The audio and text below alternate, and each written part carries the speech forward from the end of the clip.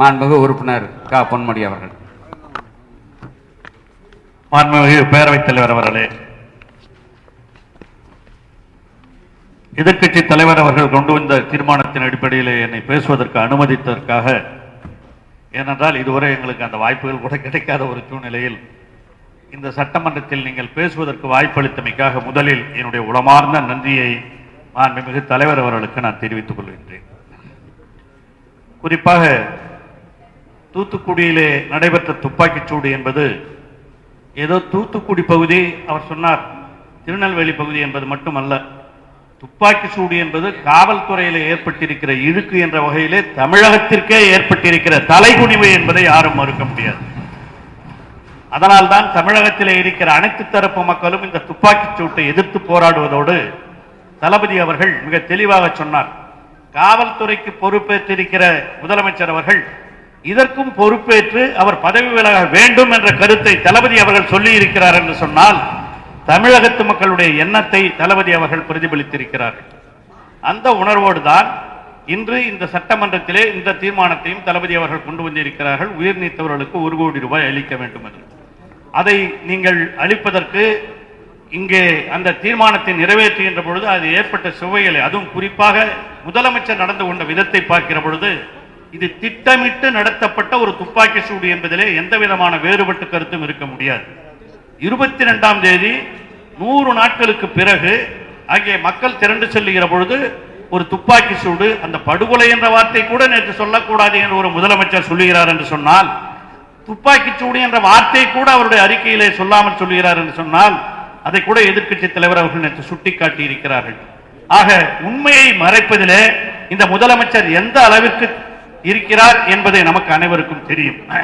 செய்த தவறை கூட தவறு என்று சொல்லாமல் தவறுக்கு பொறுப்பேற்பது கூட அப்புறம், துப்பாக்கி சூடு நடந்ததை கூட தன்னுடைய அறிக்கையிலே சொல்லுவதற்கு தயங்குகிற ஒரு முதலமைச்சரிடம் நாம் நியாயத்தை எதிர்பார்க்க முடியுமா? தயவு செய்து எண்ணிப்பார்கள். ஆகவே இந்த முதலமைச்சரை பொறுத்தவரையில் இது உண்மையான விசாரணை நடக்க வேண்டும். நேற்று கூட என்ன சொல்றார், அங்கே சமூக விரோதிகள் செய்கிறார்கள், அவர்களை எல்லாம் தூண்டி விடுவது திமுக தான் சொல்லி தளபதியின் மீதும் திமுகவின் மீதும் பழியை போடுகிறார். ஒரு விசாரணை ஆணையத்தை அமைத்துவிட்டு ஒரு முதலமைச்சர் சட்டமன்றத்தில் திமுக தான் காரணம் என்று சொல்லுவது சரியா முறையா? அவர் நம்ம கிட்ட சொல்றாரு விசாரணை கமிஷன் நீங்க யாரும் பேசக்கூடாதுங்கிறார். ஆனா அவரே சட்டமன்றத்தில் திமுக தான் காரணம், சமூக விரோதிகள் தான் காரணம்னா அப்ப இவருக்கு யார் யார் விரோதிகள் யார் யார் செய்யறான்னு தெரிஞ்சது. இவ்வளவு நாள் என்ன பண்ணிட்டு இருந்த நீ முதலமைச்சர்? இவ்வளவு நாள் என்ன பண்ண? இத்தனை நாளா நீ நடவடிக்கை எடுத்து அவர்களை நீ கைது செய்திருக்க வேண்டாமா?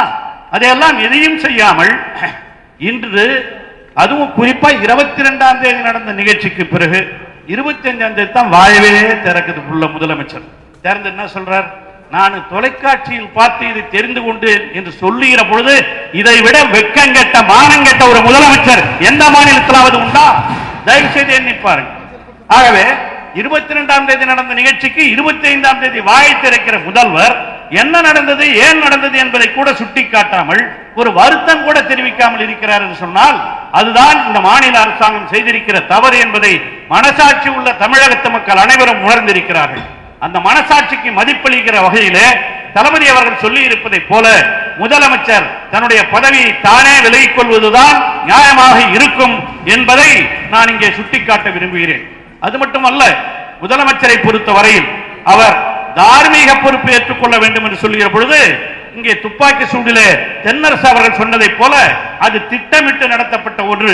100 நாட்களாக நடந்ததற்கு பிறகு 100 நாட்களிலே யாரையாவது அழைத்து எந்த அமைச்சராவது பேசி இருக்கிறார்களா?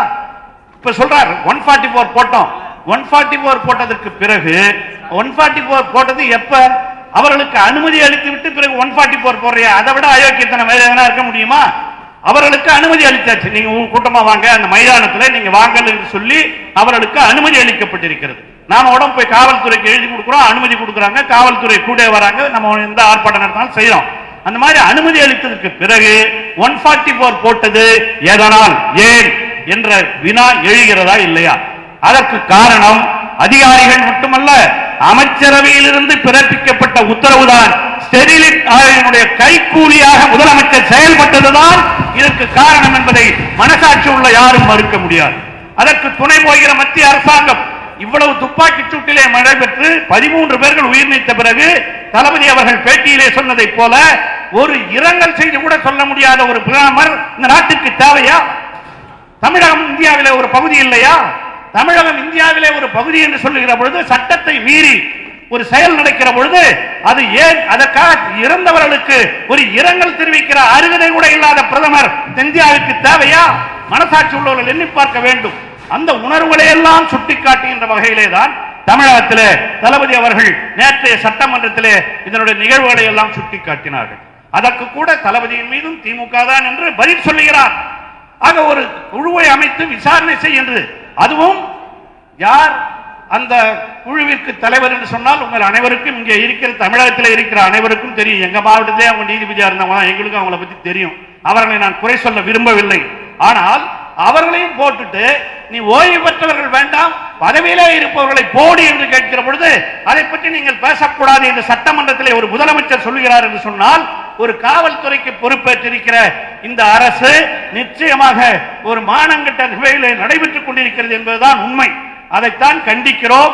ஆகவேதான் இவைகளை எல்லாம் கண்டிக்கிற வகையிலே இந்த முதலமைச்சர் உடனடியாக பொறுப்பேற்று காவல்துறைக்கு பொறுப்பேற்றிருக்கிற இவர் இந்த துப்பாக்கி சூட்டுக்கும் பொறுப்பேற்க வேண்டுமா வேண்டாமா சொல்றார். கடந்த காலங்களிலே நடைபெற்றிருக்கிறது, ஆமா இல்லன்னு சொல்லல. கடந்த காலங்களிலே நடைபெற்ற துப்பாக்கி சூடுகள் எல்லாம் இங்கே தென்னரசு சொன்னதை போல விதிமுறைகளை பின்பற்றி நடந்தவைகள். தடியடி பிரயோகம் நடத்தி அவைகள் எல்லாம் சொல்லி அவைகளுக்கு ஆய்வுக்குழு எல்லாம் நியமிக்கப்பட்டு அவர்கள் கொடுத்திருக்கிற அறிக்கையிலேயே இவைகள் எல்லாம் வந்திருக்கின்றன. ஆனால் எந்த முன்னறிவிப்பும் இல்லாமல், எந்த அறிவிப்பும் இல்லாமல், தடியடி இல்லாமல் சொல்ற தடியடி நடந்தது கண்வீச்சு. எந்த டிவியிலாவது தடியடி எல்லாம் பார்த்திருக்கோமா? எதுவும் கிடையாது. ஆக எதுவுமே இல்லாமல் அவர்கள் திட்டமிட்டு தனிப்பட்ட துப்பாக்கிகளை வைத்துக் கொண்டு சிவில் உடையில இருக்கக்கூடிய காவல்துறையினரை வைத்துக் கொண்டு சுட்டு தள்ளி இருக்கிறார் என்று சொன்னால் இது ஸ்டெரிலைட் ஆலைக்கினுடைய உத்தரவின்படி தமிழ்நாடு அரசாங்கம் செயல்பட்டுக் கொண்டிருக்கிறதே தவிர அது காவல்துறையினுடைய உத்தரவின்படியோ ஆலோசனையின்படியோ செயல்படவில்லை என்பதுதான் உண்மை. ஆகவே இவ்வளவு தூரம் நீங்க பேச அனுமதித்துக்கு ரொம்ப நன்றி. ஆகவே சொல்ல விரும்புவது, முதலமைச்சர் அவர்கள் இதற்கு தார்மீக பொறுப்பேற்று அந்த துறைக்கு பொறுப்பேற்றிருக்கிற அவர் உண்மையிலேயே தன்னுடைய பதவியை விட்டு விலக வேண்டும் என்ற வேண்டுகோளை வைத்து தளபதி அவர்கள், எதிர்க்கட்சி தலைவர் அவர்கள் முன்மொழிந்த கருத்தை வரவேற்று விடைபெறுகிறேன். நன்றி, வணக்கம். மாண்புமிகு உறுப்பினர் கருணாஸ் அவர்கள்.